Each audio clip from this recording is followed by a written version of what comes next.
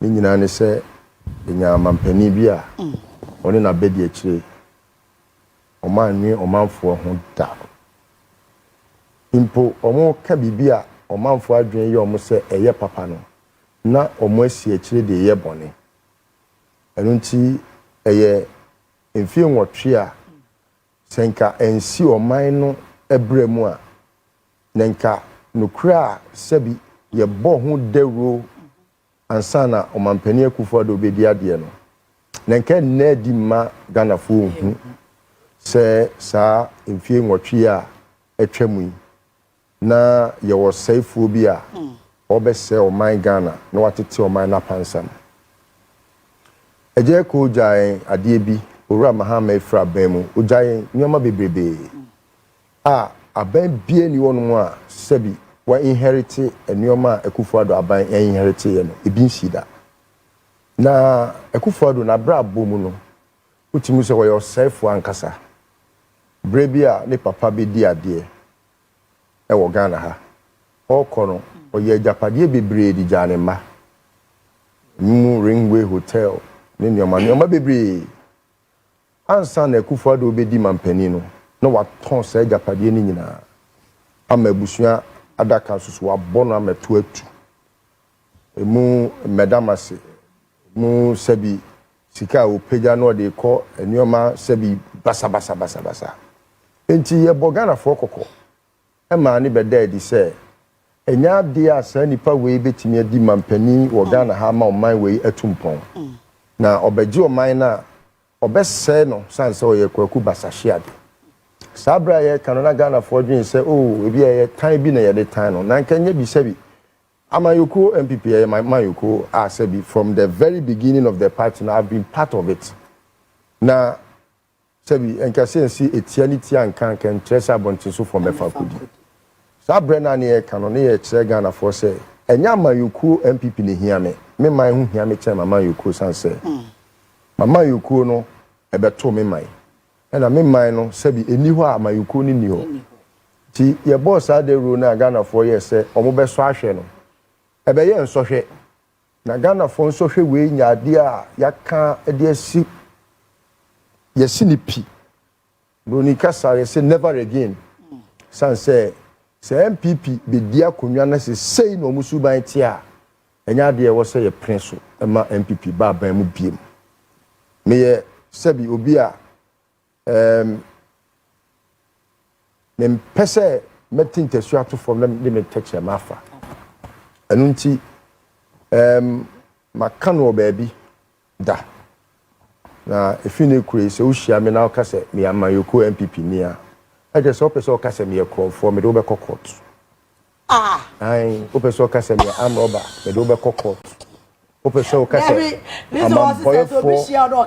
se okase me MPP ni biem e wo wiase a me wo mu biem se me tiasi se me tese obi kura akase me MPP ni am den be court o pese okase me armed robber me criminal me embezzler nyoma associated with crimes of humanity nyina no o pese okase me ka ho nti me do be court enti MPP de e wo say tro never again de to so Ghana franca bia etwa gubia no ye bo MPP din a obi ehu say ya de ani kwan say ba fie biem da osoro na mu no say bi onya aboa papa e de ne ba fie na wasa ba fie abebo dam ti wo hwe nyoma osoro no ye ya nyoma tantan ya che say eni kwan say nka esie kronobo intentia say na ye see judiciary yetimi kofa obi ma ne betena honom na otimi ka kira wo say o birth certificate kura na nkire say wo ye Ghana ni eso so on birth certificate ne so ne ya tro o nationality esa wotimi say bibie course bia time the lawlessness of a lawyer say be only certificate nyoma hodo esisi ye obi a wakosuku wo so ye economist wo bomu doctorate PhD o hwe ne economy o jae okay wrapping it up medicine is 8 years of the waste of our time is 8 years of adia say any kwan say timi si biemu da it is say can never again now we refer to the NPP say any kwan say Ghana ni bia ma ne ho kwan ma amayoko MPP ebedi because penny Oman penny kufo mfie nwotwe yantene ne da senior kufo I so revere him and wakame. But for the first time publicly I've had to rebuke and admonish him say any kwanse president kufo tu obi afo awofa biem onye futufo o my way nyoma ye komu nyina president kufo ntime mie na no anka bia nche kufo do da obi ye osase ye fa ba omi anto so da bi oman penny kufo anya de enti no efine ko tu yefo a ye mfa ye ba ye besra no yakokra no ye ne be din komo otu yefo a ye mfa because na futu enye futu papa ye da nasi innocent baby too yeah I mention what you for him. I think the last 8 years reviewer I don't know the right words are with me I used to describe what has happened in this country in the last 8 years and Rabbi called Facebook number say last 8 years has been a classic mixture of horror and tyranny together and a cocktail on myself and whoever what me a survivor under Akufo-Addo 8 years we be a deserve certificate of honor as a born ambassador because a Chen university a Chen military training a Chen anything you can think of obi a what me live this 8 years be no ehia da medal enti enya sa medal na or the command Kaswa Van Dam ne or Momo Keka ho no Ghana for ne deserve that particular your friends a medal no and where results now by the outcome of your elections now a vindication of earlier position you move in my hold say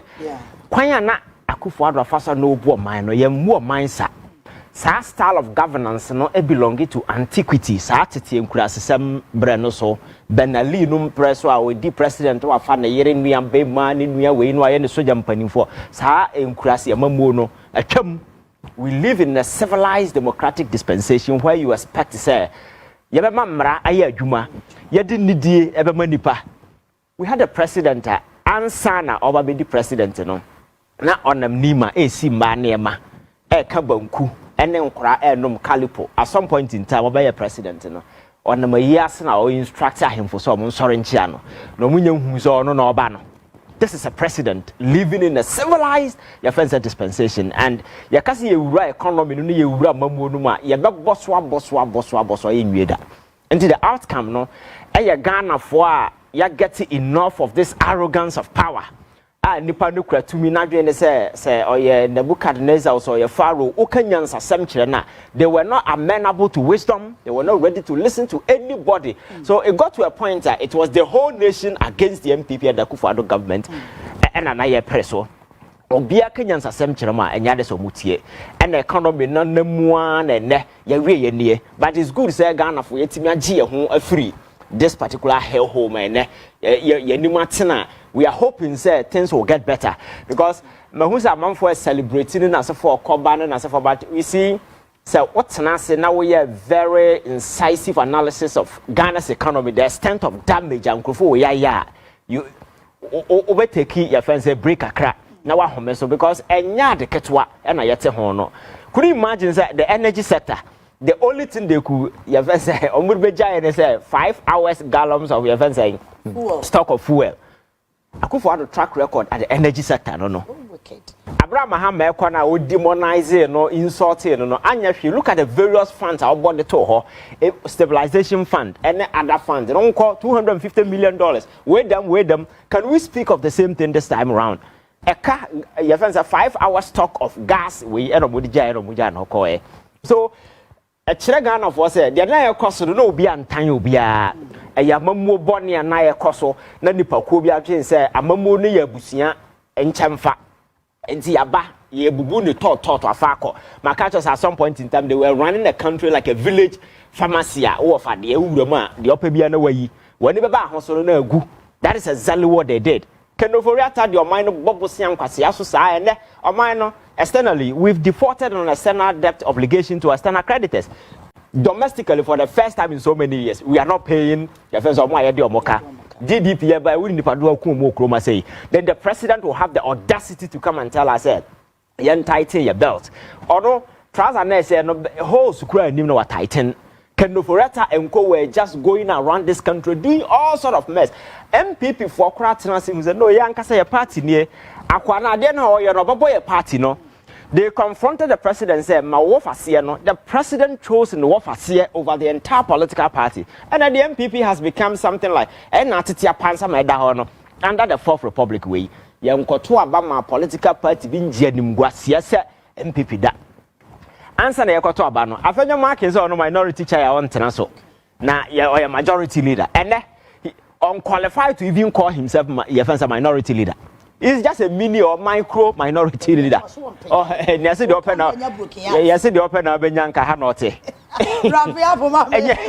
And the Okanoka. And the open up Benyanka Hanote. That is what he is. And the parliament no more con. They are going there as an observatory party. MPP is not an opposition party. And the Anra. So Mahama in we are not say I second them. So second the party you don't have the numbers to second anything. The majority leader na kasa or 2/3 of parliament. He can move whatever motion. We observatory party you are there. Say parliament is here. I find your marking and the cameraman now ultra video. Parliament, you know. Difference be they are observing the process. But that's it. Jawa. Solo. Obaya Chiao. Majoso. My baby. And more of Abia someone I want to say. No way pa. Quite some mini beef. Beef dear could be salary. I'm in beef. Ya chawe chief for no have baby obia. Na ya magana for official pa. No crow is 8 years and miss feelings. Miss feelings. Everyone highs and everyone lows. You know can say you can't convince me say one more never could for the bevel no me for them it was a very good 8 years. A be almost say such much yet. A be eba bemuno na chamber hall crown muni and no more skyscrapers ever be a TI this uncle for no Yamia ye be a momo to a kufuado or my we are mine. And until almost are more quite sorry, and Nasia no money. Now, yen ye do one no Abrabono and ye nini ewanasi. And until Nature said, ye bay, but you see, your chrome one, Jimmy Cosco, the common mesco na yen chere history, that me bo fupa. The most critical course, and as a subject, also mine, ye chere yen quada near the tree of ya ye G and watching, ya ye G and homina.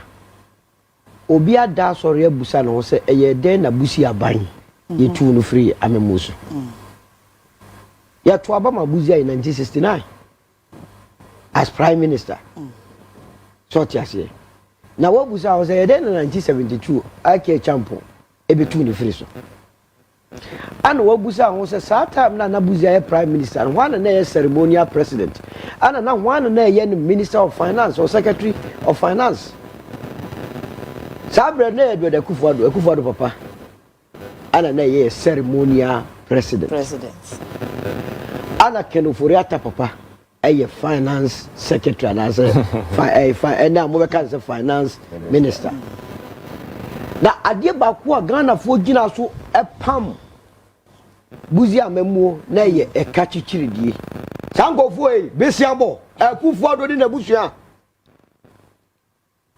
ana yamoko pam wo mu firi so ena me no ka sei Ghana ye ka wahi papa ba ye ne ye de ka 120 billion o si en TV da ena me no ka sei edu 800 billion bro what the yam fan the last report of their mind bro na wo busa ho se sika chichiri die na dia ye wo kan ya o mu se ya construct 12,000 kilometers of roads 12,000 kilometers of roads no Accra ko si Shanghai China and it dey Kufuado ni abusuafo ka kire nyina ne se wo motumi aya ekwan a the tintin free nkran ekodu Shanghai or China Ghana yetimu ekwan a eso hyepa dipa asendo do faso nipa do yusuo nkran ko si dey kumase ne tebia ye se atutu asai na Kufuado o de bon ho na no kwade de twa mensuru mu se okosewia etumi kokomisi hospital a enu ba bia chese papa we Oscar minyame no Oscar me sewia for so was coming nyame manisi rage ha me ona me kwa sorry ah kwa sorry oh me ayi ono national na ade na ho de se ye ngoso mo sorry a na mo tete na hey sofo bie ni wa na woka eho a mo na ya na ba na sofo da bi sofo bia na oka ho a ye decide say national cathedral there is nothing like go resign there is nothing like oka do mo nyina ka oh yeah memo nwene you see that is why people get away with impunity. Okay and 2025 sa yesi a Martina we a me na me bomb pa ma o man bani ma ma wini me na me kanchi ye me na me kan tasabia mo otumi ye bomb pa me ye ka mo ba ma mo nua no mo president e kom na de Ghana for ana obi a tena se amanyeko bi a tena se ahehye wo munwuma akoton wo mo kasa akere Ghana for se e kom ye de mo no e gira ABC di so me ku a me ka movement for change your candidate or the great transformation plan ekoi ye kire kwan ya betime asi Ghana ekoma no ana MP before the bold solution and digitalization ekoi ana NDC say 24-hour economy obo ba 1333 one job 3 shifts ana Ghana for the tasse ye ana o say ye ne great transformation plan de o mani nye ho bold solution o mani nye ho na mo be de 24-hour economy ya to about on by anyway. That's a woman about by the common near Yebumfuana. That cannot be the case. And it's be minimum. Okay. Ghana for to Obama who run as all my mess of your problems. Now, Andrew award a memendano. And a brother, you know. Yeah. What was a war born your man also big so didn't be decision. A bien or boy, Ghana for the ball museum. To say fight on corruption. Yeah. The whole Independence Square no eji boom e kire owura mama say Ghana for do do na fi say ye wiaye ye sike bia kodi nkofo etinye nena ye ba betina all of a sudden obi enim say ajipi o te so mo no money or directed traffic. Now, when young Gophobia, just some 2 months here, and able the job day, and then a woman is 6 months 1 year. Ghana have chrono, a busy and this make no mistake. Okay, wrap it up, man. I don't think some of us we will play that watchdog role. Okay. It's as a young year. And we're timid to me, a video. Time I dear Kufado Siso. Nasa Ghana fool, we are so hopeful. No more ni jemu pa ye den ya afide ne ye nyina ye bom pa so mfiri so. Okay. And no trust say ye dependence so a say boni bi ko so ye nkan kire no. Okay. Na mo ya na pressing for no mo na mo ma sam benifo di nsemu no. Medase. Ya sa na tie. Medase. Sa so bebem. Zazu na bebe yeah Ghana makoso na gusu awutie no Bradley Listowel but your topics me di free soro me di free form na for the new era no aba be wie form de na ye petition na ye shrode koma former president Nana Dankwa Akufo-Addo say was so of Pam Chief Justice na anadwo dasuo mu ade be che na wale former president no o choro krata no dismiss petition no Enkofo ka say Professor Azar ebe yank one trofofo. There's a new petition too against Jane Mensah. Can you bomb in the next 5 minutes? I'm say on my way at papa. Na fortunately, you know, a hand a experienced hand. And for the first time in the history of Ghana, no. Yenyo mampenia wakwa sebi sanko fenti wasa ababi na Elioma Akufo-Addo asɛ no ɔman mu ha no ɛdɔɔso papaapa na deɛ ɛyɛ paa wasɛ no ɛyɛ the judiciary a sebi ɛnɛ obiara ni ɔpɛpa mpo sɛ onya asɛm a ɔde bɛkɔ court ɛsan sɛ Akufo-Addo had destroyed the institution that makes our democracy, the beacon of hope. ebema obi kura timi ahwe so se manfa mobra se wo hwe ekwan ya Akufo-Addo eye na appointments then call for call Supreme Court then call for call High Court then call for call Appeals Court then call for call Circuit Court even Magistrate Court and the partisan politics are or the institution play to the extent say asem timi ba wo memu ya nke bia sebi Kenya dia wo senka ekoba say Supreme Court deni hu be fari mu na because Akufo-Addo ono oni certificate na so he lawyer ni na afei omo akosuku abo bill class certificate no ono na otifie di remote control air control madwen na enya dia impo enka bia obetimi aye se mamenfa hinta na emane mma bedwam oye with impunity na isan say nipa bi nso so a sebi omo maame no matu omo school fees aguo suku a wokọ ya kire wade wo be ye lawyer ni sebi nimdie a wokọ ya wonya ya Akufo-Addo wantena classroom ankosua law yeso odidi obi achi sa nipa kokra so France wa bon kra chen obi a no odidi na chi saa na ode be ye lawyer oba Ghana ha unim say he was sworn into office singularly. He wasn't part of the many that was sworn into the court to the bar. Enti say institution no sene wa say no ene sene ebinom so de omo ankasa ni monyam atwitwi form ya ama the institution a ema ye democracy ni ye kra behwe no aye tantan tan a efrani ye boaso yes I make us a justice I mean to me because I don't you see every word has a meaning. He is an injustice person. So much of injustice. And so you cannot call him justice when he's injustice. Now, Yakoto Aba Yakoto no. Obiya nim say they are answerable to the people of this country. Aye J Mensa. Yeah. J Mensa kuntebu a wodi babe tu bedwemu no. Yenyina ye ko school ni say 100%. Untimi fa bibia mroso. Na je say akwaya de a sabi opese o kire say esini nyame nyansa. Yeah. Enti say ye nkuntabu na say bro 100% and na je say overvote and na say over calculation abem. Je mensa timi ko ye calculation ma aba ye to ye no e bro 100%.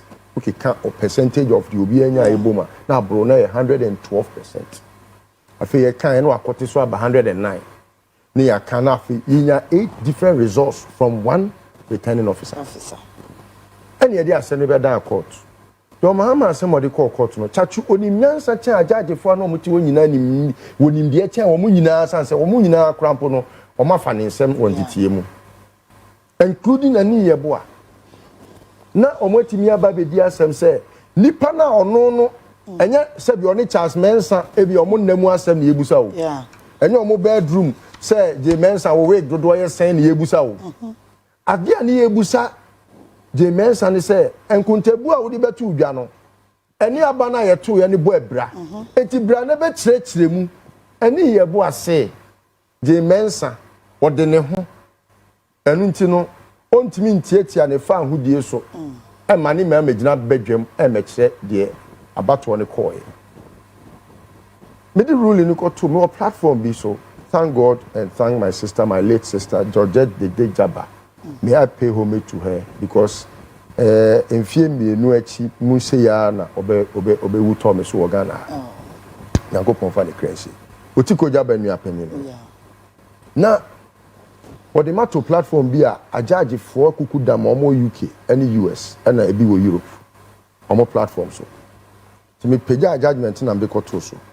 The first comment after about 2 hours, everybody say, this is nauseating. Judge knew. Okay. This is nauseating. Say, obi a oye public servant, onye answerable to the people of this country, or no, what managing elections are. Then what else? Because who judge in the crowd, what you are answerable to us. And President Akufo-Addo any sa Onua ne cronies no sebio omoye the bootlickers no oma destroy the judiciary. And I think say the earlier John Mahama begins his reset at the judiciary, the better for this country. Because unim Akufo-Addo nim say oye bone etia my Ghana. Unim say omo bokro no, unim say omo wia yen. And what he did was to make sure say he will build a syndicate of criminals. We have criminals at the judiciary, criminals, broad daylight armed robbers. Some of them have stolen state lands. Some of them, they have stolen, they have embezzled funds. And now judiciary, what air time? Obabi wo. I'll make reference to Obano. Ope HR Nedi. Uko how the judicial your friend is saying service no. Or ma destroy no and then says aya tantan de. Justice is be o say apart from say Akufo-Addo mo call say munye say no o mu ni nyansa ni nimdie wo mutirim. Enti e be hia enye your friend is saying Chief Justice ne nko a na e wo say yi na die. O mo mra from judge ya na say ya wo so ye reverend ya Gary ni makonom e call ni hokoje judgment no e wo say sankofo ni nyina ye yi o mu free judiciary nim. They are a mess to this society. Because intentionally say when tie ma no asem so chefa ye mua. Na watimi ahwe so chefa so abua. Onye judge ni otie Akufo-Addo ano Akufo-Addo so wan call law school. Sebas ye read bibia Akufo-Addo patrol to nanim obeka ne kama onti ase. Onti de o kan ase. Eti nkofo na church on the judgment na the friend is saying the statements or the court man no akọ kan we na aboye esema ma no. Sebrofo won kan obeka mi sese ai. Opa man Akimidis book obeka ni in an hour. But onti ase. Eti no the reset must start with the judiciary. In fact, I had said they should start with the security with IGP Dampare. But I think so more chance here free also emwa. It is John Mahama onye combination of the factors. Now onye reset no baby start baby. Okay. Because anya sa GDA ye wo ye democracy ni mo no ato apepa. Sure. Kane no obi nya asem na oso okokota na owo vim sa o kwa konya atemu so say nya atemu ye to ana Ghana fo so ye nikapre John Mahama ben yo ba ye sebi onikapre o de koma judge bia ajudge fo ni nyina konfon kwa judge otimi tena se ka se o birth certificate crampo your friend is saying interest on your Ghana ni we your judge enka we kura no sebi me de ne kwotutu obi hu ba hwe omo so ne mbeko wanya judge eti ebe sere mama tokonu ne nua your friend is saying na ne kunu wa aban we mu aban ya Yakopon adom emizremfu aban ya omokoyi aye hu omo bie mu na ne kunu wo mu eti wo de wa imagine say obi a ne kunu wa aban mu de na obeye eti mesre John Mahama so pena sumdue no promise Ghana year onye the needful. All right. Ebi yo hono mo a se ne omudi intentia ye no. Ye ma omu hu se ne intentia te. Omunya a taste of it. Yes. Okay. Ebe boa magana mpuntuo no. Se bi ebe koso a tit for tat and a tooth for tooth and eye for an eye no. Mose mra no. Eboa ye Mati. Ebe timi ama se bi obi abehu ni smoothness level no wanya at least a taste se ne wo kan no of how power is like. Okay. The mensa there Onua by now was inquiry resign. Now me it's finished. Innocent. Yeah, I think so this petition President Akufo-Addo about to Aguna. It gives you an indication that President Akufo-Addo is a very dishonest person. A very dishonest person. Okay, America say a president is always a president, so let's give him that. He's a very dishonest person in the sense Mekai Abra Charlotte say petition by The argument then was that the president was just a conveying belt. Or petition now, you give it to an investigative team. Now we will argue that no, on the face of petition, you need to establish maybe premier facie to know say the evidential value, you're a bit credible. And as for say the president was just a conveying belt, and the processes follow through. So when you're similar petitioner, the expectation is ever go through the same process. You understand? So at the end of the day, if a committee has an investigation and they are unable to establish that particular merit now, then we know that something has been done. But in this case, midnight and I turned down this whole thing. But you see, we need to retool our entire educational system. We teach people to acquire certificates, but not knowledge and wisdom, because Canadian Prime Minister announced or resign it because in recent times in some across Canada, Obian for 20 in the soul. Yet here UK quite recently, Prime Minister some resign before and a party way by a 3 in succession. Obian for 20 in the soul or Tnasin on one Nitibua did not hear the relationship between on the power and how things have fared on one Casano resigning. By ha, sign man being kahon. Among for a school senior, dear Bandim, the Indian san Kahuntino, the idea of values, principle, and ethics, and can't ye this year. And in the panel, the BCBR on Faho Batanase. Because a Canadian sign year in 2020, or you'll be a center of your friend saying respect for herself. Because I said that list of results are the buyer, we are not tender or resignation now. That is what they do out there. But what's not so abesin there, abe back and forth, and then your men about fear canano elections or some create another tsunami. Because I remember Umiabaso say, or you are there for his early concession. There are a lot of people with different interpretations, but from where I stand, I think that he did well. Because Sunday, no tension, cookie. People were planning to go to the streets. Now, German san can figure bia momo baby until Baumia came out with that particular thing. So, actually, say, woman are not fit for purpose to lead that particular way. And now, Chief Justice, my culture says in dispensing justice, the most important thing is who hold society together. And this is who you be now here, judge. Now ruling at the tension bar. We are who say we are your man boy for, because the whole essence of justice dispensation is to hold society together, not to disintegrate society. But in recent times, ruling for Supreme Court to back the social media. Unanimous 7, unanimous there, a binum cry, a more whole lot of unprintable words. Predicting and no judgment. And they call Supreme Court. A child said the ordinary and the average Ghanaian, any trust was this institution. First, now the mayor judge, and we will say who the Papa catcher say a generation will know. Pontius Pilate crowd, or most of that, the channel, or bad ne, not account in Semuna. The youth of this country will face him at our so ya dress kuntan ga Africa judge dress as in free Old Testament in top form. Yam fast and money nipa. What I say? People will chronicle and some now can nyansa a woman no money wedi and you know who the course of social media no. And the president Akufo-Addo now we are appointed over conventionally your Supreme Court you go beyond 14. But what bomb what dia pakia many you 14. And Parliament just 2 months, another 2 san public trust I rode in this sensitive institution. Ghana need prefer so come to any makobo bia than so of court. Because court no one dispensing justice. Where you stand are very key. To the extent that President Akufo-Addo to me now kokodro kofa obia or your former parliamentary candidate in this modern civilized democratic dispensation you man for air shed the cost of trust is everything. Abra sam no call quarter Sajaj and Yakofa one better case in this dog. Your friends say Speaker of Parliament, the lawyer Naka say, Papa we he cannot be on this panel because or your former candidate of this political party Assembly Chief Justice Kosoroya say Assembly a constitutional matter. Constitutional matter and cocoa the court. Political actors.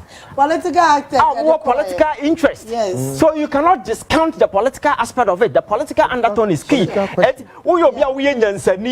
You will not even think of bringing that person close to. But impunity was so overwhelming and overriding to the sense that they didn't care about anybody. because Akufo-Addo na mamu ni nkrofo no muguzu no omuhu ye nyina say ye toys bi asabi yet your mindum and they were the imperial leaders. So respect I the Ghana ni need ni ho. Enti enne the foundational way as a dispensing justice e wo kroma no Ghana ni nia hutoso wom. And I'm proposing say going forward no Supreme Court no we need to cap it. Yeah. Because you see in the wisdom of our constitutional frameworks they thought say a president will be a very sensible and reasonable person. They never envisage say a possibility of a fool becoming a president. But in the era here, you mean it's clear say because of monetization, an idiot can become a president. So that discretion we need to take it away and make sure say we cap the Supreme Court. Say ya obi ma meye de yehui. Because yang shas yang kape niema we now he said there galamsey campaign no ma shas ya tisi mu politics ya maka say ye ni ama ye ho sa one day ye beda sori na monkey and the Flagstar House dear so if you are not careful that is why we need to use the law to cap some of these sensitive institutions. A possible person like Akufo-Addo will not come and dent the credibility of our institution and all the state institutions ni nyina no yeah Obian who betimi akasa ye credible and Electoral Commission, your friend saying Supreme Court, your friend saying even the military today, go to the police, then as a forum, there is no single institution, but Obama by catch and say Ghana a democracy no in the foundation institutions nipa na ye over the years men who distinguish themselves with integrity and we are say they be fighting for this country. Don't believe look at the way the President Akufo-Addo tono twene Martin Namidu was appointed as a special prosecutor. He came out and said the president is the mother serpent of corruption. Or the way he was say because he had no interest fighting corruption. Since the pie issue by Coco saying. So clearly just say Papa no buy na maso be bo man. Oba said to have his way. And that is why or said that these sensitive institutions breaking time has come for us to rebuild this institution and rebuilding this institution and as at our Mel's concept it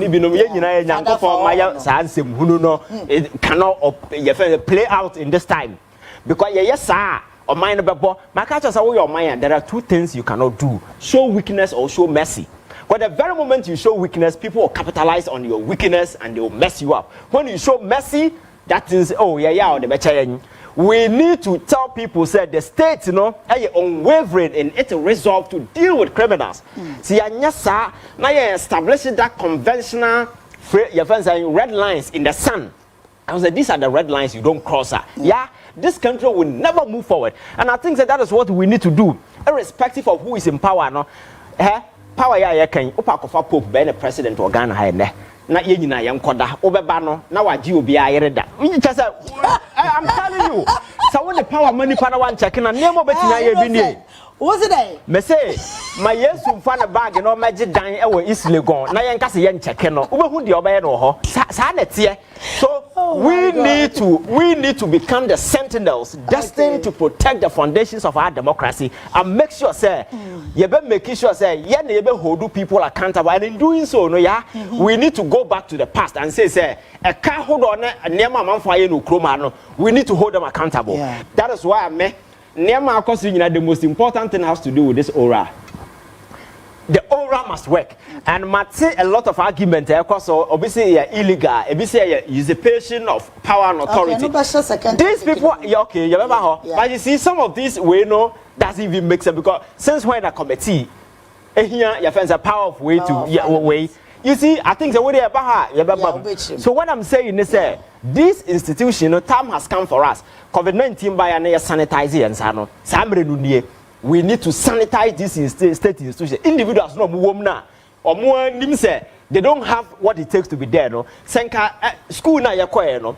That acts values principles no woman. Enka wan kasa oba resign because niam bi wo ha ba wan kasa na resign.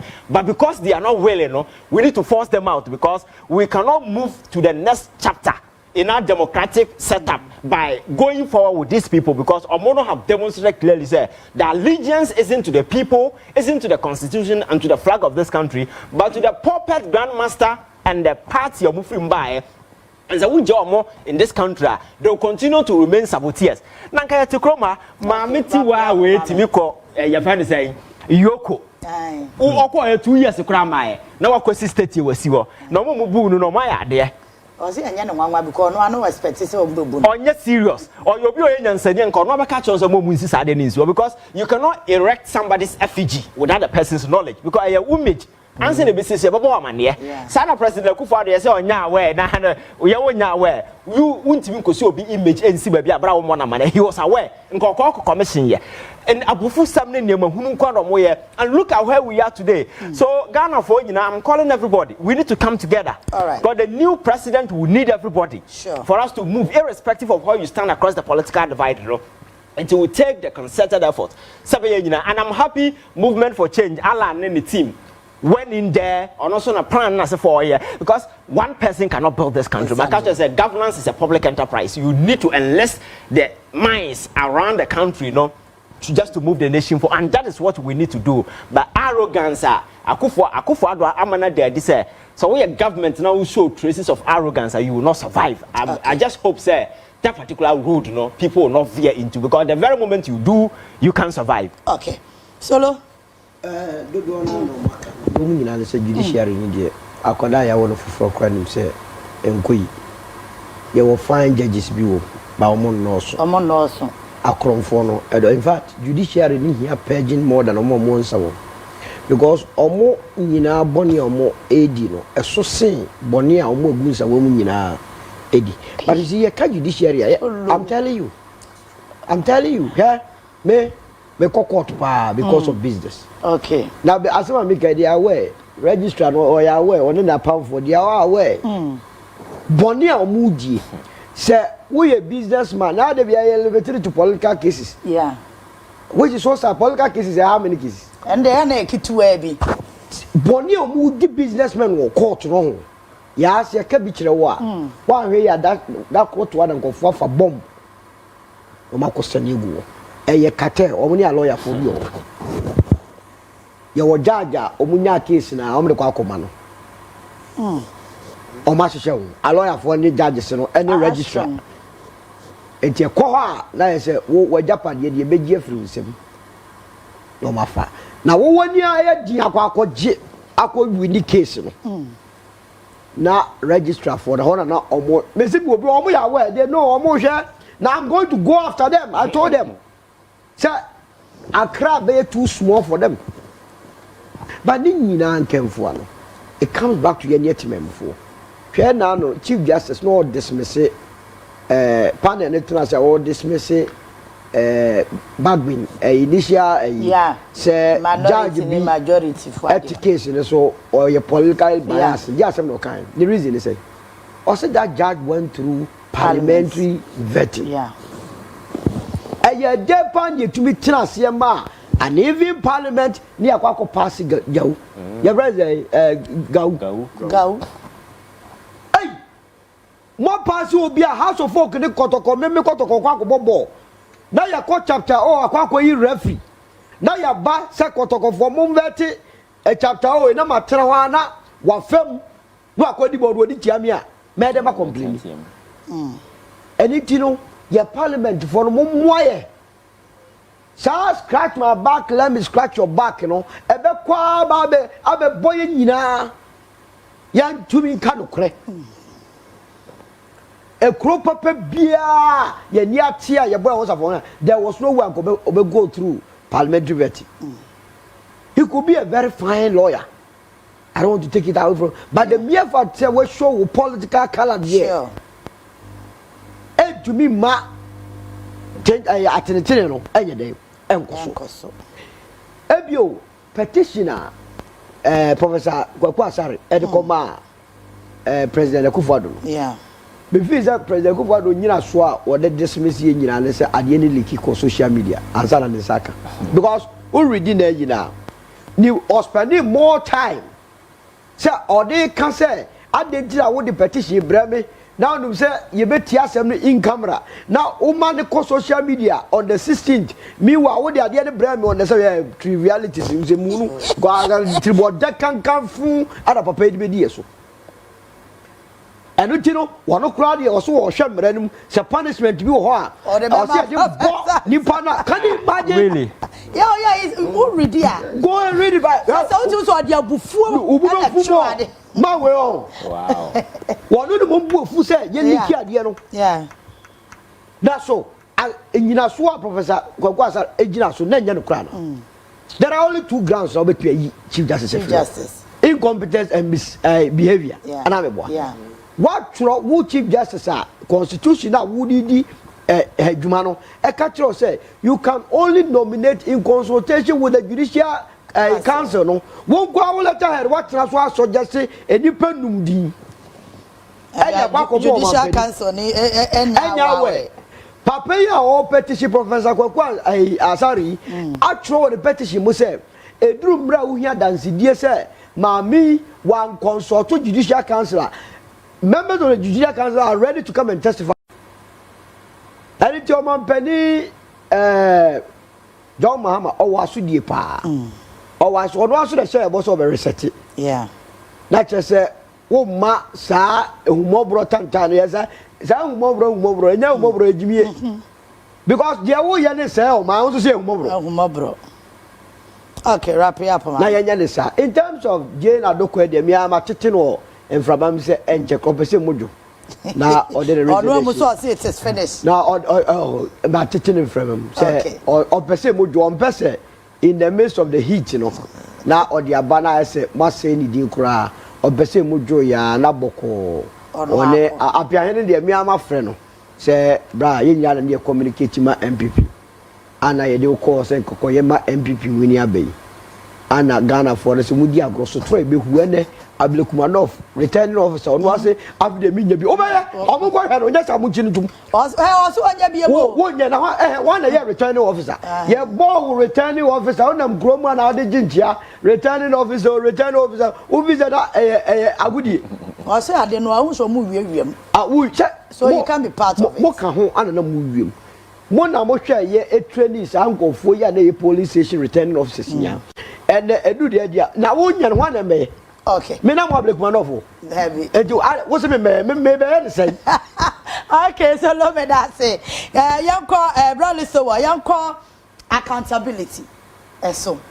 It's what we say Ghana for nyina ye din o ma fi wo mani na si be say fi wani ko ya fi yani ye hwe say accountability ebe koso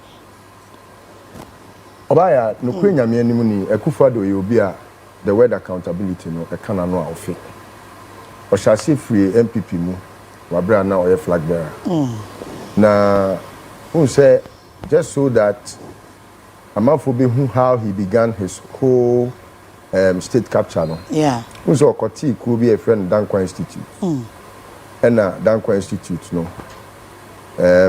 Osha CS or Didi Juma. Now the whole 2008 campaign I Akufo-Addo year or Ghana hano. Sika a free party nimu nipa hoko ni ho. Ni nyina ko gu Dankwa Institute. Says can be data bank no ne nyoma card no de nyina no enu bi no de twetwa any enterprise no ne nyina no Akufo-Addo bigger shares wo mpa ya ne account can for it they are partners in crime so obekai say for afoko no bae no one kwabena Japan ne Sami Crab mo bae na party no ewo accounts are defunct. Okay. The previous chairman no omo be accounts bebre we ban we be in account nti no omo so hu said there be accounts no musika sem ne nyoma no emu na ho nti omo ko be a separate account from the previous ones no ena omo ye say wo pese wo ye MPBA no fa sika sei ekoto futuom ye no bankers draft na fabra omo di scanning nyina na ekodi treasurer na ye friend na bankwa ye bo aho I'm giving Akufo-Addo's history. Okay. Ena sika no emu be 6 million Ghana cedis ayira sika wo treasurer ho ayira ye wie ya ye hwehwe mu no na Akufo-Addo akoyusu McMenu account a obie ye e wo Ecobank edi sika na ko gum amoma di sika no and a man for Kone, Quabre Japan Mubufuye. Meanwhile, no, Sikano and Abedi, a Fokone Quabre Japan Hono. When you said no, might try the Sikanimu bear 10,000 Akoma constituency beer across the country, 275 of them, including even orphan constituencies, Niquems or more than that. Enti eba say yenye hwehwemu. Yeah. Na hwehwemu no ene kode di say Akufo-Addo discanimu bears £100,000.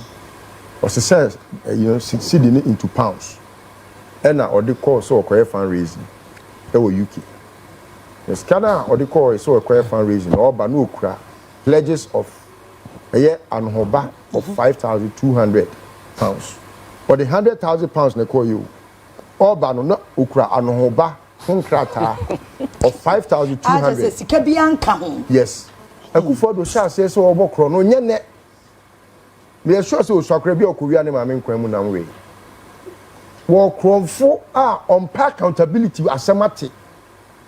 Enu ntina from day one obehwa everything Ghana no they privatized it. On state institutions ni nyina they were making profit under John Mahama. Yeah.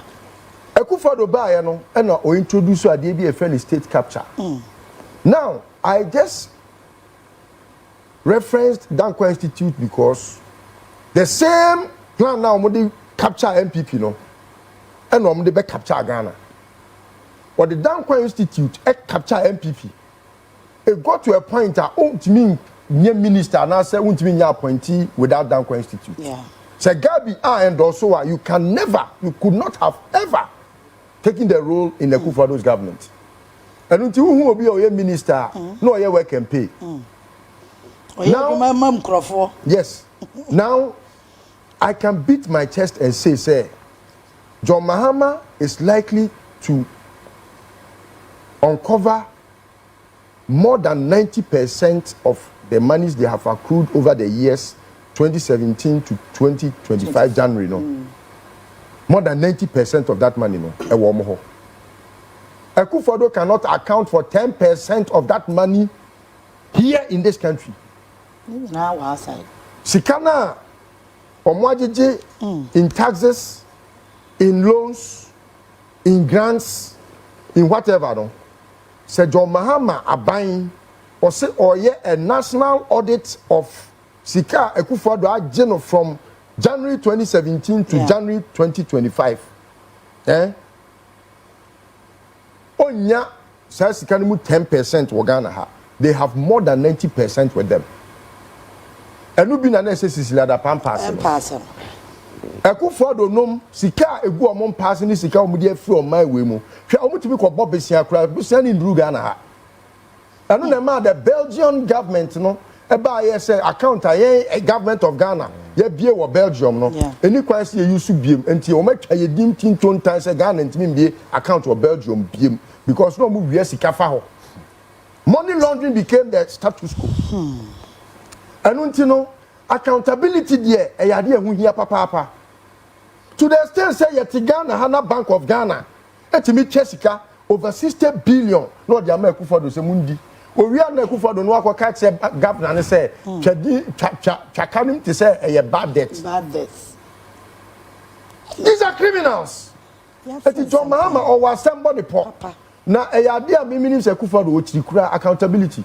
O frɛ Akufo-Addo say bebusa say dey e kwa be ne fa so ye a. Ohun. Na me che okwan na o de fa so. Who say Ghana ye aircraft no e papa che de no han. Aye. Oh yeah, sure. Even though they are no han no na yoga chase. Who do yoga chair? E no ye de ye hu e man the boom from pa. Oh aye chair bi aye star bi. I said wo tro do bi you ana. I said they wo kan sama kwesi. No na they no you know they ye dey ni. I said they wo kan sama kwesi. Aye because say what da would them say ya wo say what bro ni pen e be. Say what bro ni pen e be tina che de na for this ade na ye. Now when you say o kwa fa Ghana wiem say na because say Ghana Air Force for na ehwe so no. Ye wade a bro ni friend manifest. Akufo-Addo success no ne mpabo ehwe no ni BB ehwe no e was so tro enema e won ne luggage mu bibia no e was detailed e was so tro me hu sa enema we no de ko na odisa nioma na odisa ebiemsha ni tukwan a ye president Kufuor toye no so the tukwan a ye be manifest e dey atoso am ye hu say Kufuor do ko no na ni sika ekura na ye 10 million Ghana cedis and $10 million but okon high private jet now the scare kwa untimi musa the question and untina no high private jet now okuje to ko kan no ni say ko won ani no enti a mine musika no bebre ko France ekuro bi ye friend Paris aya no mka ni Paris meboa wakosi mansion kese kodem sika ne bebre wo ho ayesi chebi kura wasi chebi dabi o chebi ahimfie wo kura no chebi ahimfie wo kura no orafo na wo so omko ho emre bi me kache OSP say omomra na me fo omko ba bi because Portugal for be see daima abujinapo ewo airport hills we say me nua ba te ho na dan no kwan omufa so omu see dan no underground bi a ewo ho any safe for omuriko shame me ko ho me ankasa me ko ho Oma ma OSP for oma na kise jabi kwa komu kokunu na so no wo su wo no ese komu kokunu oni se komu kokunu you have to flee komu kokunu entino jo mama wa sembo ne papa your excellency o wa sembo ne po o ba ye ya nra ya de ye de abechia wo energy sector your friend is debt of about 3 billion na o hwe de o my way ya they privatized every institution and on that ma edru baby a na poadom watch no omo Ghana airport company ama onu na okototo flowers so they kwa kosisi o omo nyina akrofo nkwa etino ora no omo wa assemble the papa na ora dom level can assembly or say when you fight corruption fights you etimede afutu amede be ma ora Mahamad say e was say omuma omo eteduamu ye den aname nka ne say no e was so omuma omo ahoden eye eduade ase de oka ba ko omo nyire omo twediemu na omo hu say Christopher tia o okun ya omo koi enye konketwa because one medical mo hu say Kufuor do ochiri accountability enu ti no de pama foko ne kwabena Japan ne Samekra because they wanted peri yo sene be ya sika ayira no ye behu omuko hu say Kufuor do adi bie no omko kan ye no ohinto ne ko kan ye o so Kufuor do adi sika ne bi eno wan for ohinto adamfo biem one na ya aka bepem ne enti Kufuor do wo ye obi a wo kwa hwehwe ne nsemu a e wo se make sure say obey ni ye because there is a syndicate. Okay. Oh yeah, you have to court to stop you because what the obia or no years can wa judge ni bi. So a reverend ya mo kan. Reverend my foot. When you reverend bia onyankopon nim no. Okay, 1 Timothy chapter 3:1 downwards. Who say nyame nim no bia obi odi attention bia nyame nim no. Won ya judge for ni bia kona akra na. IGP we Kufuor do appointed no. Or the post better atam. Mo abem or the post better atam. Kufuor do won fan won say obekwa terrorist group because what the Serbia for ne South Africa for Ghana ha so the better NDC for ora for mo na mo ban because Kufuor do we wanye okuje to no mo ban ma mo nwese mo abem nti mo be jeja mo ho it's very because Kufuor do we wudi ni ya say bi me kana asem a minim de timi to me so me timi pick up mu ni adi tu abesimi abesemi age Kufuor do wanye etu owoju enti se mo nyese ma ba abem mu mo hwehwe mu feko he jo Mahamad timi hwehwe mu no onya otimi recover the loots no e de magana no wa ntimi ansi dan wa anya hwe wa anya Ghana school sem bibia Ghana for will forgive him and they will always hail him and praise him like they have always hailed Mary. Thank you. It's mesre said Jo Mahamad just be focused on recovering the loots. That alone no you are more than gone. Okay. All right. And no pay any idea Ghana for the baby who say accountability na eden ayetuma and wa ba mu for no wo check the owo position no so no I check go now check wa ba mu for na say me hu say nkofo bi omo wo ha no ma post car bi car no be kwa ko bisa ne bo no e bi $3 million omo ya goto wo ba mu be say fie be wo hakura wunya say ska no this is where we are enti saa nneɛma na nkɔfo bi yɛ no so no moma omo ani nkoso because NDC cannot afford to fail the people of this country. Yes, sir, now we will be living in a state of hopelessness. Omo failure movement. Oye ne betimi aba. O say that. Omo failure movement. There be movement ne dey mo twen kakra. You know that. Yeah, I think Ghana you could do a point to be now a lot of people were calling for military offense takeover. Yes. I was one of them. Yes, we got to the annals of bad governance. People thought maybe military could be a possible, but unfortunately, military no cry you corrupt cratching politicians. That wasn't an option. But to go to that extent, and I think the entire coup and see Ghana had the idea back because now a month for free say elections were nim. And Akufo-Addo now mess up. Let's see, say the other guy will come and do the right thing. And Mahama, I know say he has right convictions and he will do the right thing. And Ghana for hope in very high. I don't know what you saw at the Independence Square. The overwhelming support across political divide.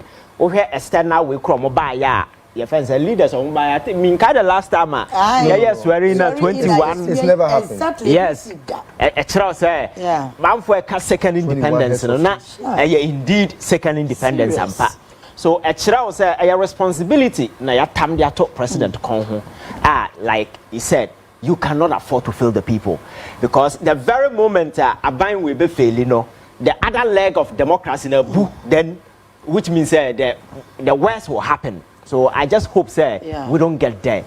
But adeba akwa the changing point dealing with corrupt officials.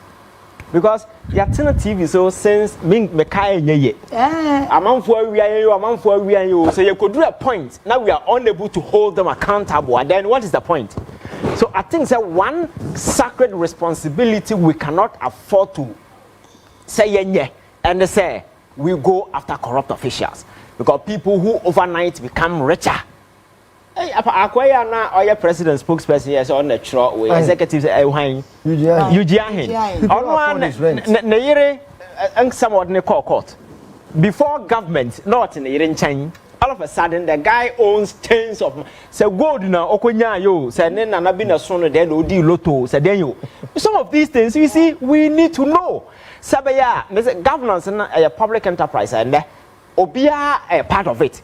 So that mysterious life now, all of a sudden, people become rich overnight. And I buy a lot of it. I buy incentive for people to go into politics. And Obia teacher near me, person me politics. Next near person Obia the bandwagon. Everybody want to hook on because who join politics now overnight to become rich. Breaks in those areas now. Politicians who crowd the bicycle. Yes. But you see, for a country to grow, no politicians they grow. The Nipa now the workforce at every sector Obia there. But then everybody want to go into politics because a fertile avenue to make money. And I think that is what we need to stop. Now you catch a mom for say. Politics, and a fertile avenue to make money is the reason why corruption cases are caused so. For instance, here to Chrome in America for bad say, we have ECG. A man for a bomb, a cookie power, the amount of someone cotton. On the almost say commercial and your friend saying technical losses, around 42%. A company being able to survival in that particular extent. Then Obama through the initiatives, okay, medicare to her, just allow private sector participation because private sector and the Obama. Taxes no dey near dem beje so PDS came in not knowing is a president of afase ni nua no mo e fronte PDS no America for this kind of na ya charge when that particular scandal broke up American embassy was supposed to give us $190 million that particular money o man fa ma yen corruption be na China there way till date president ntimi anya investigation na tips and na mabonti so wo to me as a banya enya say wo ho ya fe na to me ma because me say ahofe na di president e bia nka plaster house ani mo fra Akufo-Addo ntwam ho da what I say enya ahofe na di president nipa di to me ma because they respect you they know so wetin ya bebe so the might of the state has been committed to you use it to do proper investigation and the one can kire me say me na me nko evidence me na what on fa so be na also IGP Yoko National Security my job And as a journalist, your job is to just give hints, and the state have the machinery to go into do proper investigation. And I'm the governance, they don't even understand it. Now, do you have the resources to go and bring evidence in? That is why at this stage, resources, everything be a so at the preliminary stage, just establish merit or otherwise. I say, something like can before you go in. But about president in a dismiss. So this case is we have litany of your friends say criminal cases. A man for a bomb, minor chrono, you be a young can. And then I may say, all we know need to work. And those are more say a usurpation of obi authority and so forth. Or no any prosecutorial power. They don't have power to authorize obi to come before them. It's not a commission. They don't have any power. Their job is say yeah. Oh, evidence will be about corona fan crata and a brian. Now we pass it to the appropriate way. And what authority do they need? They don't need any constitutional backing. Just like media house, where you say, why will be a ball chrono, will be a Jawasa fan crata and a brian CTV. What the bar you will take it to your friend saying AG and answer with the way then usurpation of authority. So I think there it's a fertile avenue. I'm a man for crime. I'm more edit all the information I call and according to him first week no when you over 700 how Ghanaians are ready to prepare. So that committee is not going to prosecute Obi. They can't force anybody to come. They can't order anybody. Their job after then you segregate them.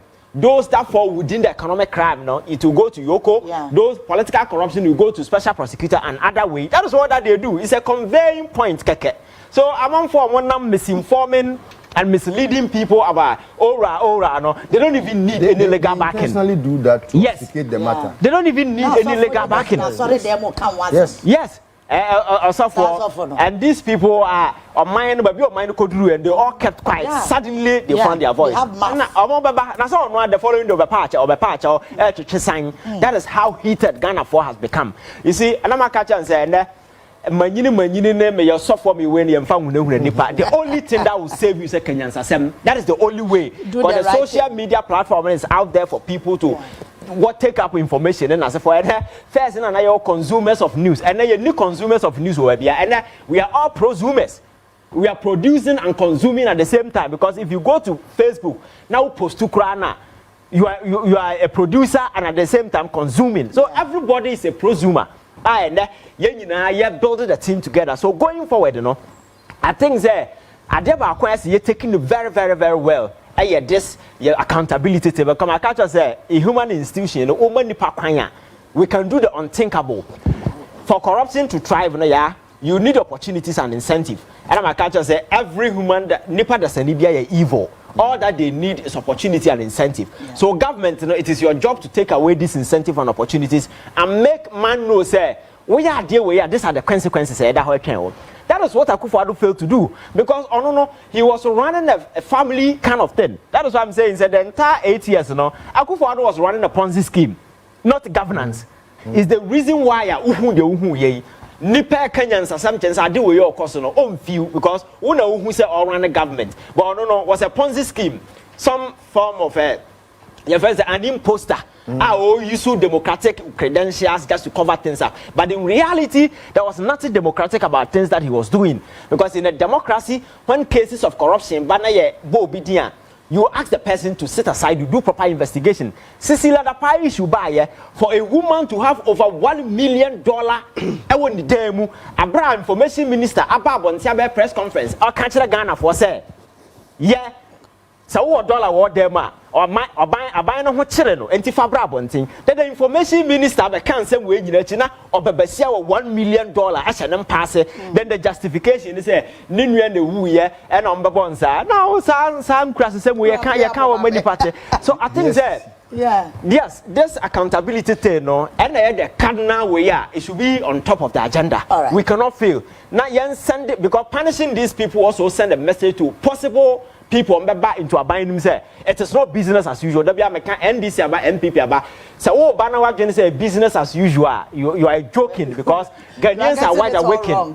Yes, and they will make sure that they will police everything till the end. Because this is the time for us to rebuild this country and make sure say the Ghanaian dream become a possibility. So that Ghana for youth always have hope and dreams, which will never be realized. We need to have financial and economic independence. But the average Ghanaian are empowered in their decision because talent all they need is a platform to unveil them. Solo.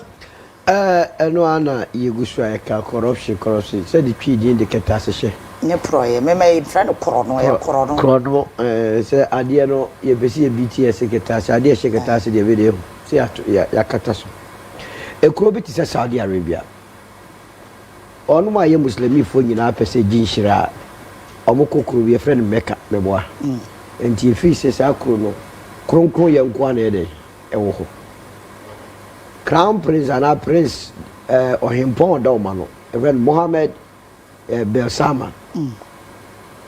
2017, Oba no say Meshamwa, and Penifo Mudi de Kruyano, Chrono, Adokrom, Timeria Munsim. Between 2017 to 2019, now one name of what last one shot, many was or do go to prison. Now, Miami Dimsika, Aqua Abras Cashato.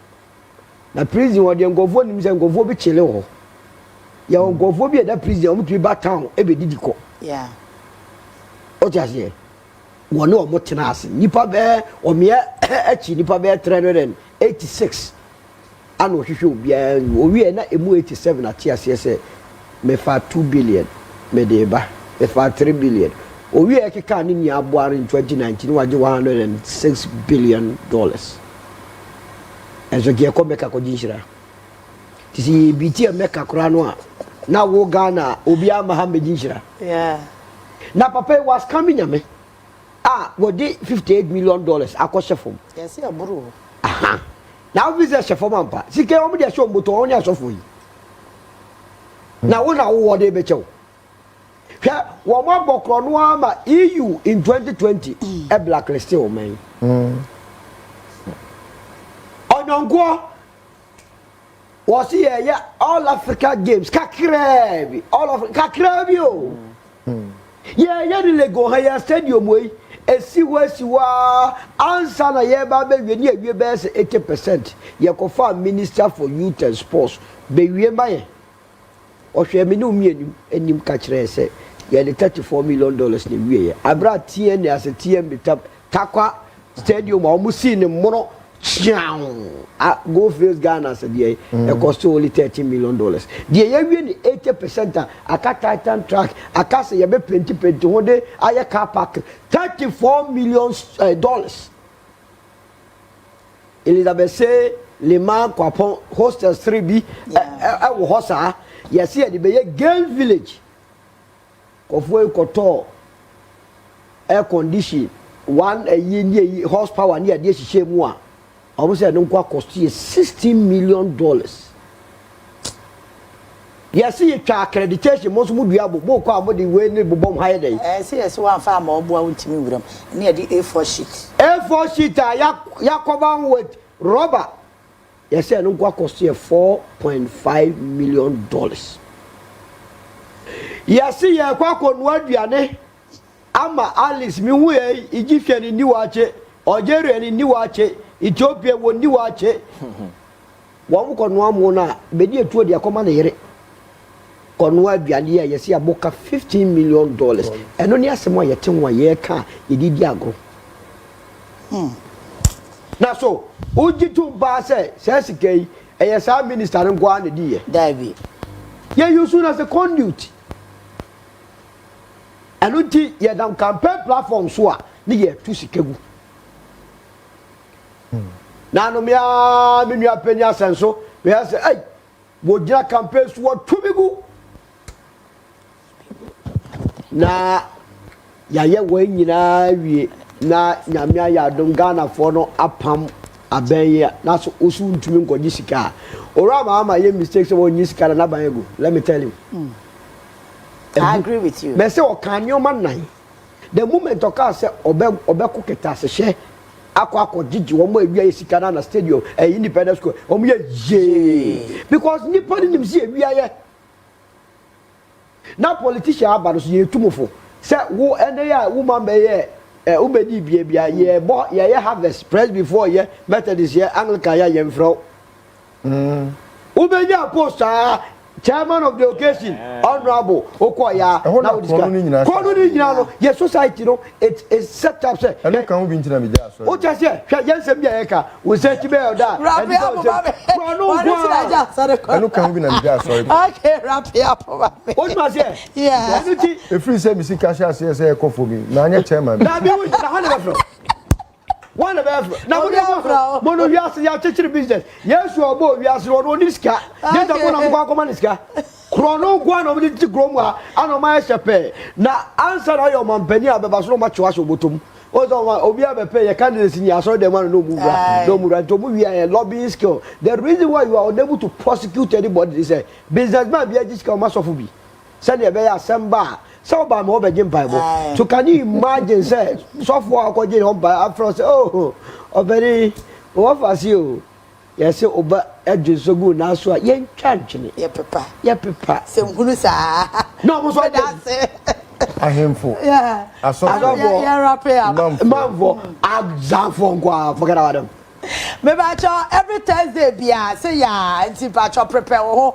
na waka so nim say na fire na tie with these 3 strong men enti nyame ya doma next week Thursday you see them like this na yetimi abon komo Bradley so thank you very much nyame enshira me da say enkomo na aka na ebedi wa chiro ya bo atena se wa ha me da say e ofie Innocent. 2025, the first program in the oh yeah okay we are solo me da say ya cha e mo fa bua bia sa bua ai me da say baba cho my try e ho embassy ya me ba opanyin na me to no kwam and won nante e bankran so oba be bo o mapanyin John Dramani Mahama abaso no o wa ha me ne be yesi madupe ne ya wie me ba sisi ya. So everybody loves Amadona. How is the journey like?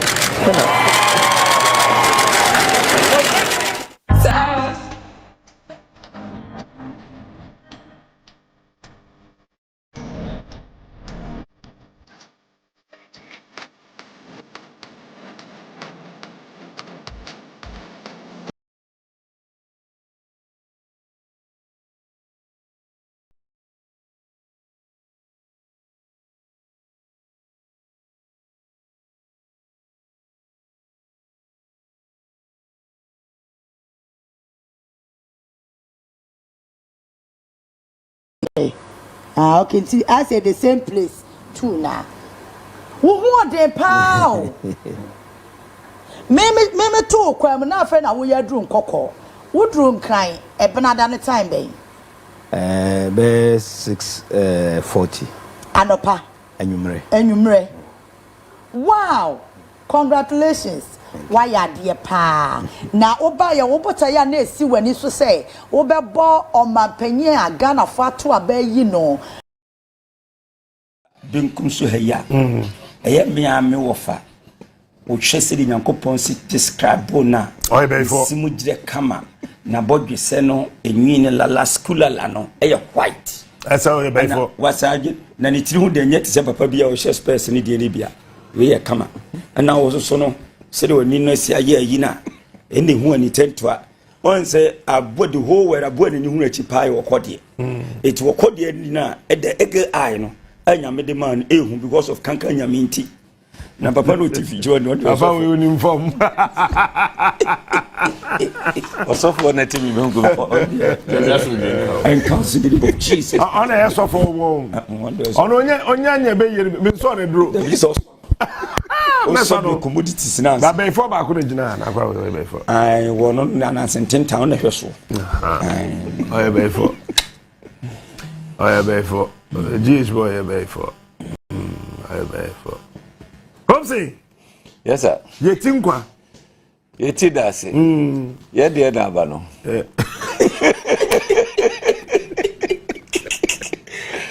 dear Nabano. Oh, no, why? Oh, we say why? Yeah. You better any this week, now for next week, economy. Yes, in Grove, baby. Obviously, oh, you bitter. No person say. Yes, my obviously pays. Yes, you.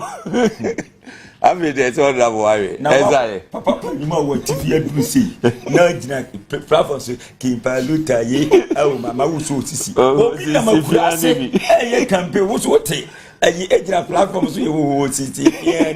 Oh, when you're serious. Yeah. What's it? Obi na me. Obi na say. Na o sorry. Sorry. Many be that me tell you want to. Hey, what them? Na na wo. If you won't collect to us. What you know? Oh, crazy. Na me eh Asante Radio Chama. Chama won't be no. Na I'm here. O ka say baba box ke ko fa buku banku bai. Yeah, more boxing. When you know mo ko ye campaign. E jo no wo titi fiani. Oh, wo titi fiani. More, you bet more. See, you're both spiritual and physically. Yeah. I go for an commission. Omu answer team. No, we are one at take a kanya me home. And you couldn't go for boss market, see, go in a miniation down. And your bus and Timam Sudia, coffee and tell her with the cup of my family before Messona Medano. Na hey pion, Guinea Conakry. Tama Dr. Sajo kwa de boso no ba unso mu fi no unkwa no obi afi na ogusunsa na waka asema chom se adiso obeto so kan wa ha maka no to obi a say ya na to de bia ka de tifri sa na hu tifri wo de kwa ya waka ya me so ja me kwa so ogusunsa na mo ye ka sam cha mu uche se won se to bi show bi nsema omuhwi o office ni to minti na to me the more na be yesi e beto fom se ekim mi do nyame et se tikreta tire pa niam kro no magi zem enam frama no enra ama for tikreta pai fe obi ayedi me ko mesi no obi ayin ni na me no na papa bi o se first year man me se that me konko he no le swati sim to na shen kwa na ro no me che na nra de me anse na mpese me ko anim ho na nso me timi me sim pese me ko che yima na toilet na me cha me president His Excellency the John Dramani Mahama Jutu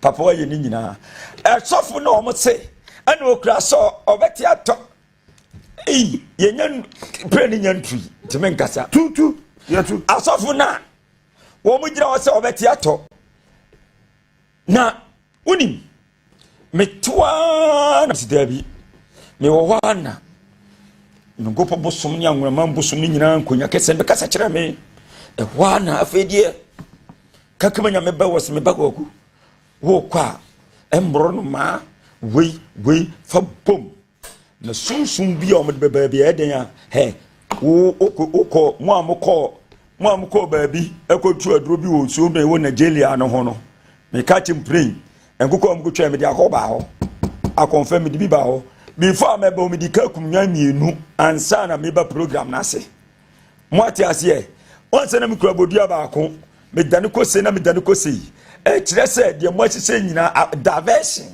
me divert no ebi na bi pese ka papa iko so na ka green carpet as a red carpet na ka yini se no osunti kakra kra nanso amaso mo konko so abom so empa ya mo boy na sofu bi kra se nkom kra de na akwa bi kra de ono kra de on kan pese me boni di akwa bi ye fe no ayi wo kuma se ayi mi amadamfo so no ko se wade na ono kra de ono se obi aye sofu a wo ye de na sha cathedral se went mansi o kra be ko bunsam jim na na do kwa no so ko e kire se munyina motwa nyankopon tro mo asa kwaje bosumom kwaje be fe hutalas bosumom de free Israel bo no ye fe hutalas and ye Israel for bosumom de ejina asase e wa abra twamantis wo ho e ho na kristofo nyina mogidie wo se moko bompae ye ho sofu ya ho no ya ko bompae ko ye fasting edruwa suffer man me suffer otitiri ho no suffer half over Bishop praise God yesterday so na sabe every day as yanko wa twa boy bi ameto ni akoti ebesi na se cathedral the first day me buy program ha me kwa na mse bi mo fa me for na me for me kum crash up ni kusua me kogu na security for be mo me sa kokoko ana na mse mutimi sini nde esini kira me yes have me chan me kasa kranfa camera ba me yishra me tutugu hwa na be pam me fidi ho me ko dua me pege me asa me chem de mbosa video ni na ana aka ho no lawyer for dan ya bubu ogu na de me ka nyina say His Excellency John Dramani Mahama ba wa bai media for ni bia ya de was ye bomb abaso na media for ni bi edugo ma fu enenam ba ko bi de to abani wie ya de che ekura na yentini nka bi ye to abani wie ye enso what de DC for ni die una nim statistics ya wo o platform we are not na yi the safa say hwe na we abedo no say hwe na we abedo no kan de bia me hwe no Paula Adumochire no wana me ka no Onua on the phone akoyira o ebe yira o hit report ebe yira so me say me ko kumu say ye to aba ye bobo ya ye say ayi indi ye MPP na fa ope na me ma me fi onkoto abogu ho me to sana makwa wa ma ye kumi o kotutu bogu ma me nchense so afi de mbra ba ko sena na wankwa se MPP for hwenia na no so be hye wo ka no fie ni nyina o makotuto patro ti na fi kroma ne se me menim bosuma me som ni gidi se me se John Dramani ma e ka se e ka fom se obeba wo se na ba bia duna edi me se beba e tro mo twagu me so se mimi twa value papers na me salato ma me ne friend Adukwe Mame na dabi oye wohwehwe abato so Jane Adukwe Mensa dabi sa de okan ya man kan do Jane Adukwe Mensa salato say masa oh dabi odi Jane Mensa Jane Adukwe Mensa Jane Adukwe brof o se ane ye de akura se ye ka din Adukwe nye brofu din na mi so de Adukwe o Adukwe ka Adukwe ka Jemensa na nya simple Jemensa na mi o ka brofo mu hunu ma mi ka de nkurasifo nyina be hunu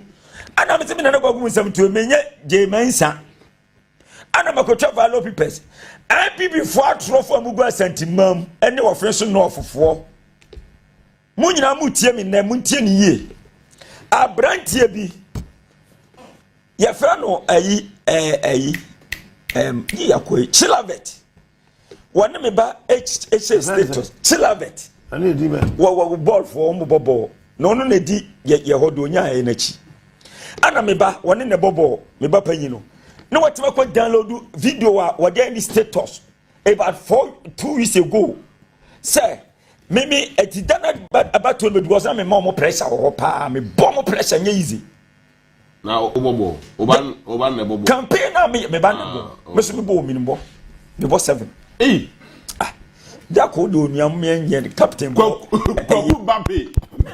Mbappe me say me boss 7 me ya me picture cha me say go this year and sana me beba say Kwaku Mbappe yes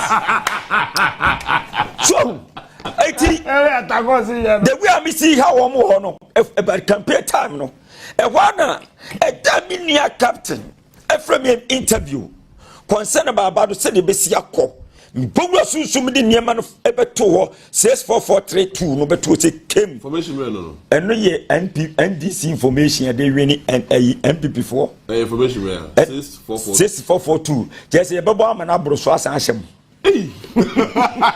and if 6442 what kind 6442 can you bom me say 6 4 10 14 16 and football 16 regions and so that's right confirmation the fact afa mo menua confirmation the fact Natio Kokumba 6442 no o say e 2 regions be no mo we ne and 6442 82 no and e dey ba I go for him e wa no mo say na na kwa kumu samu chap papers na chila vetre ko download ade from me ba status no dey ama ye hofo no MPP for no nom dey aba omo central nom dey call Yoruba TV ni radio ni other radio stations any other radio stations one dey call what say kim e wa na fedie ye broadcast the whole Ghana na kwa kubu sound dey mo o and wo travel papers and wo say me no wo say that day no kwa no manya gay bi ai na me no tachiman etimi ko magazine amene no ko ntigia ne tim chane ye bonko ma na me say abandon ye reni a me no wa ne bitwi so timi ka si ya tebiti am say ya frem ko so ba hada ya yes you travel papers and pa no the police for come fie see am me na wonim plan on plan ye ne say kira on person be chim of reason of ne say ye be chim ya na gumani ase etika police phone ba on be say dan invite o now boys o ma set camera or phones no more than 200 our more chance police phone the building police station ho na because if the police can see pay on be video na ko gumi science arrested mobile so am she tachiman hwanu gwase ye di gumi wow se mi twa value prepares wa abra de ne de chire to aba no me top printer because me twa 40,000 copies Muhammad de 20,000 and me piece in 20,000 and ko 40,000 copies and Martin nipa 250 girls our modi program feature nkrase me am kwa me sawa another set girls omdi machi 25 omna isu escalade no na me isu Ford no na me mfidia me am to egu machine musu no egu other pickup na yes ye kwa on the go adusha na kwa campaign akasa massive campaign me ko wanchi me ko campaign honorable Collins Dauda the crew me campaign officer south be on say north south me campaign be bia meti say and this wa ho na din bia de wo say me bowl ahwo with my talaj ono wana ko also no wana ko with my talaj papa we Edward Wagano entourage mo minister of Rumati talaj yo true baby na dia me de ponko me ponko so awatwa o sao obi beka entourage sagana no can say one say entourage say fanatics you can son of kind fanatics I told you bro what you say you go ho ni ko ana your host radio station bi ho me to airtime no within about 3 months the whole month ni nyina na je say come on put you and you put to you o munye program bi say NDC nko a oh yes nyame nhira o mu pa e pro no put to you che say o munye program bi say NDC ho asem eti me kobushi ababia me kobia na gwagu bonza dro he oh me wonyame be kire number 2 ye bedru ano na campaign na me ye nsama me de ma wo na ye life me kan nyina no me kan montoba ma John Dramani Mahama because was free education o me twam wo ba be ye ne kama double track ni be ye free ho say na de kumi kwa se me wa ma akoma 8 no ma ba si ye I said, yeah, mammy, what the ma bank ba. Inti ma 80 no. Me ma we kwaje bosiamba no yakwaje obi agi 200 times 8 1.6 billion. Na ese me dia metim dia ya de na metwa nkakra. Oh. Na maka kire omo ti na omo hu say the thing is going on. What do I say? 80. I said no bro for about too much. Say my betu me papa pan me brother panini dia. Kofu panini. A kofu pan. Da be ono kofu pan. No ready. Boso. Wono ne boson. Boso the anniversary. Oh. Aden na ya na wo so for. Yes, so for the what you are just in confidence yes. What's it? Bradinya mia. What's that? You man not try madam for no. Zimbabwe, but say, oh, Mexican country president is here. Botswana president Abaha. Emmanuel Traledo ha. Emmanuel Burkina Faso president wa. Emmanuel wa. Okay. If I didn't speak English for them to see what is going English on. For them to hear. To hear the English, yes. And when I mistake, my uncle is diabetic from East. MP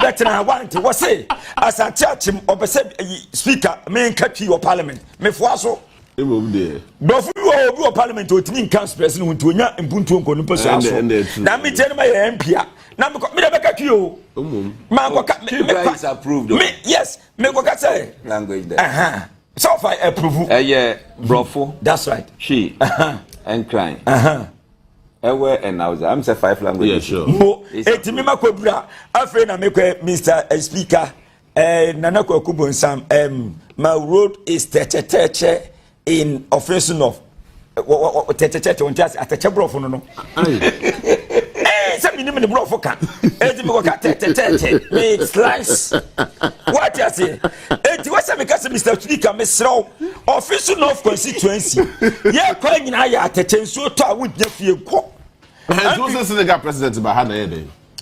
Who's the Senegal president Abaha? Burkina Faso president. Burkina. Botswana president. Yes. All the Nigeria president so ha. Oh, Tinubu di under me money. I used to ha good like Jonathan. Guys, Baba ba no. What we now say. So if they and ra capture Kochiano.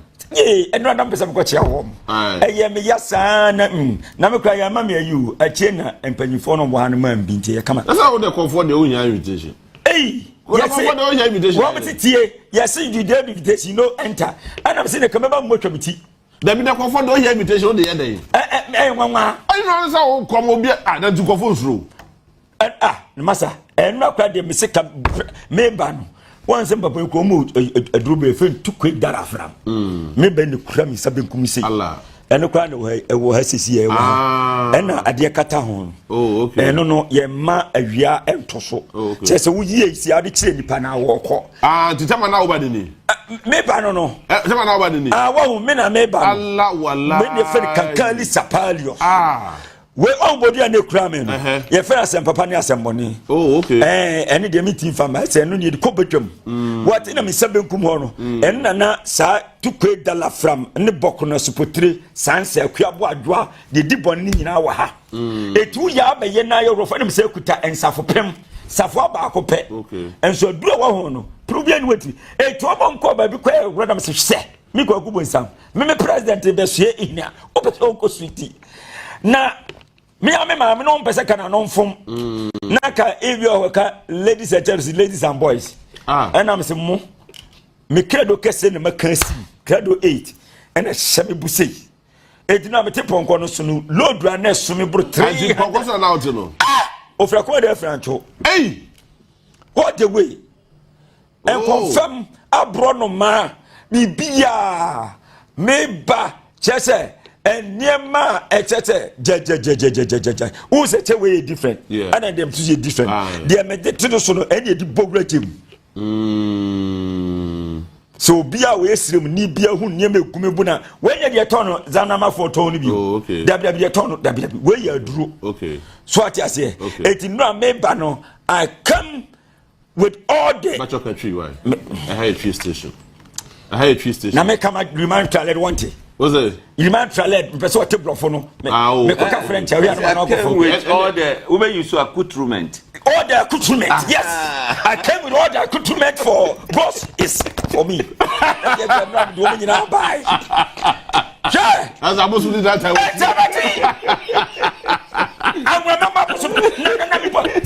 Me bought some of opportunity. Or not so we say why is your opportunity. Coming a message to conforce in the tea. And right. Now, me prepare my beer, or very rough. What people said, Dabim, I know me can't myself here the actually. Would you idea the Takasia Jadias Mika Janai? Yadi Takasio, Jadia was Mika Janai. But be a dreaded breath. I'm Yame President. His Excellency, when Yame Babako, I was trying to say, you won't assume. O me yen frim enkwasum wo be hwe in na no na ho fa so no die ye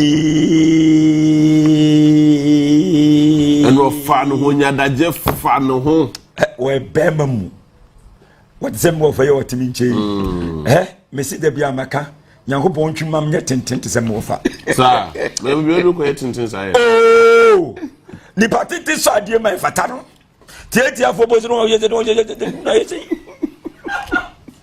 Kokum Mbappe. Yeah.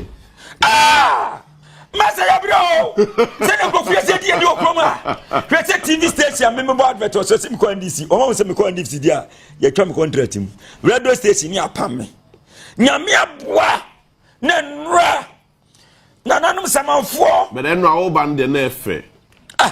O kill show no cry. As dey bojo so too much. Na me tira da say. Na me tiri nai.